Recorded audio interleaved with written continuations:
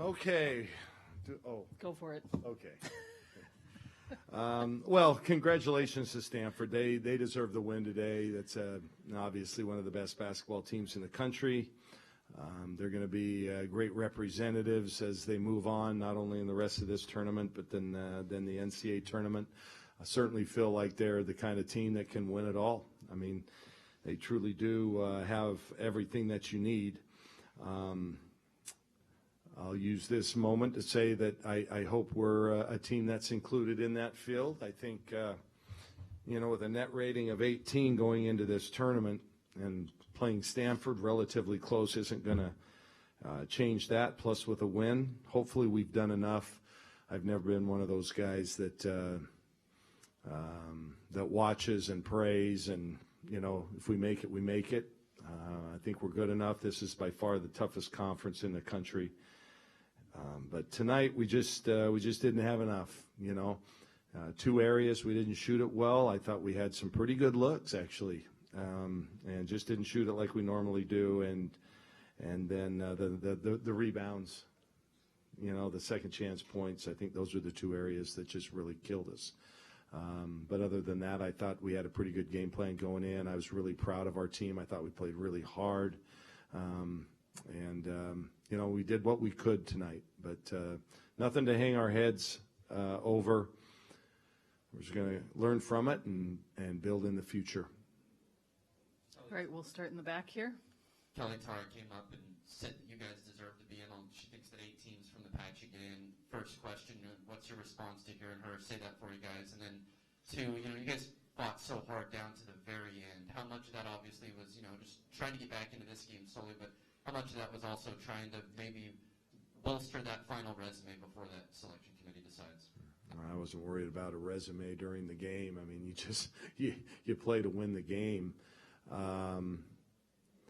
Well, Tara, she's a pretty smart lady. She won a few games, championships, Hall of Famer. I hope she's also a seer, But I agree with her, and I think we're the type of team that people are not going to want to play. We're going to go in. I think the Pac-12, like no other conference, prepares us for an NCAA tournament. Look at how well the Pac-12 has done in the NCAA tournament over the last 6, 8, 10 years. We lap the second best conference because teams, you go through this gauntlet because we have no weak sisters, and you're going to be ready. So I've really come to appreciate Tara too. She's an amazing person, obviously an amazing coach. We align on a lot of things. Maybe it's because we're the two of the elder statesmen in the conference, but hopefully she's right on this one.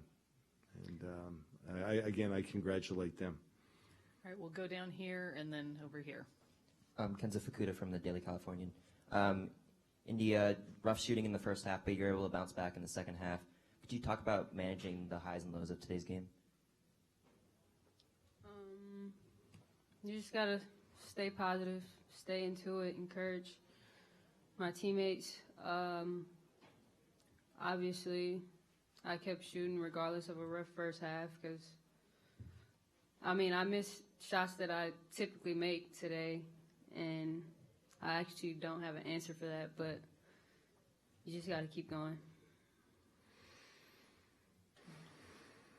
Taking the way the first half went, losing on the boards, with not getting a lot of shots to fall, what was the process of kind of regrouping at halftime? What did you think of the way things played out? Any adjustments you made, whatever that was? Yeah, we talked about effort, something you can't coach, so I had to tell the team and get on their butts a little, like, we got to get rebounds, we got to fight, we got to want it more than they do. So I think that's our halftime talk was very needed, and it showed in the second half.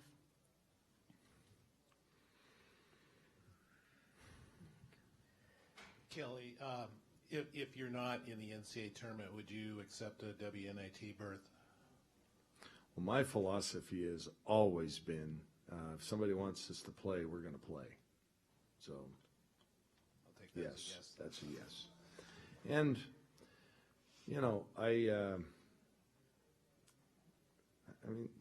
in I think the team would rather play. You know, I've never understood why people turn things down like that on some kind of principle. It's not like they're just going to go home and eat Cheetos and drink Pepsi and that kind of, or beer. I don't know. You guys are both of age. You know, they're going to be in the gym working out. I think most kids would rather be practicing, you know, and getting in the gym and working on their games a little bit. Tell you what, though, I'm really proud of this one.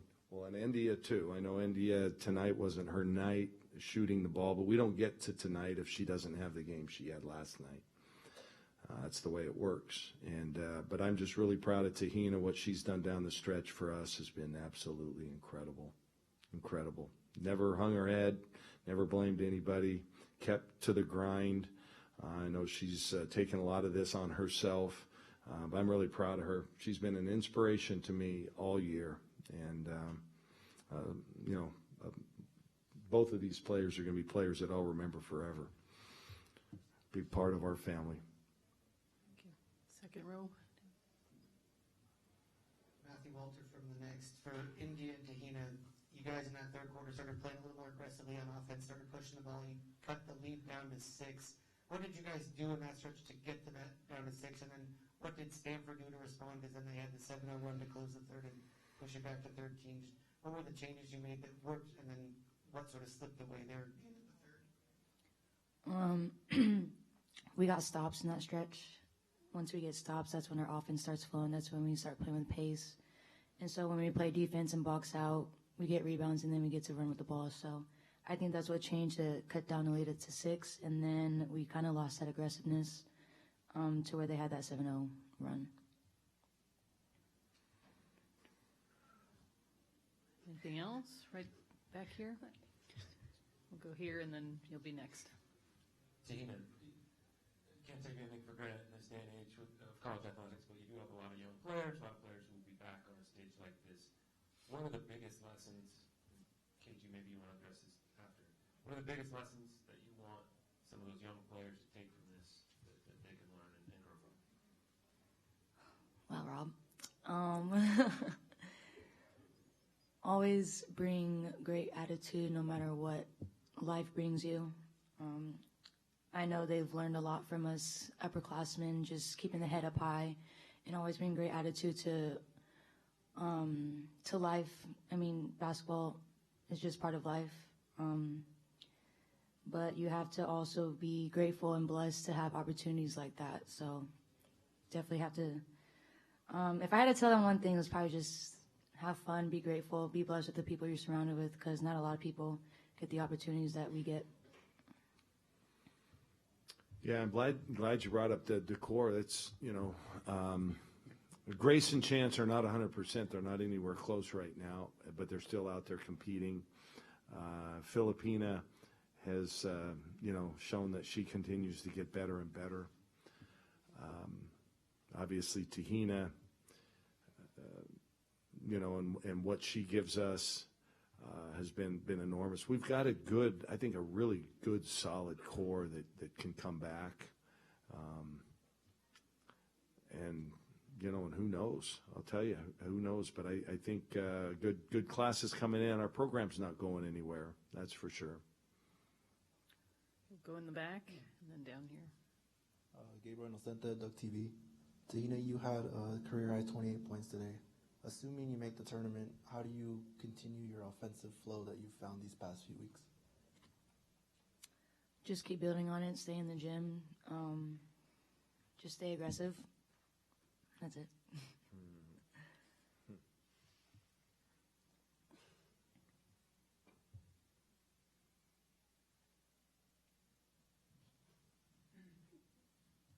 Oh, Sorry. was that a follow-up? Go ahead, Jeff. Yeah. So Stanford doesn't lose very often, but when you have to be the team that plays them after a loss, how much more difficult does that make it, you know, with the caliber of team that they have? I couldn't even tell you when we've played them after a loss. You know, I do remember the last time we played them in this tournament was in the championship in 2020. Happened to be the last game of the season that year. after a loss, after a win, they're tough anytime. You know, they just have so many good players. I mean, yeah, they just, you know, they're well coached. They have great athletes. They have a great system. They've got marquee players. They've got pros. They really have everything that you need to, you know, to be as good as they are, you know, and they have a chance to go win a championship. So, sure, I'm sure they were duly motivated coming off a loss, but I don't think that had a whole lot to do with the game tonight. It's personal. You have to ask them. Okay, I think we can Thank wrap you. there. Thank you, everyone.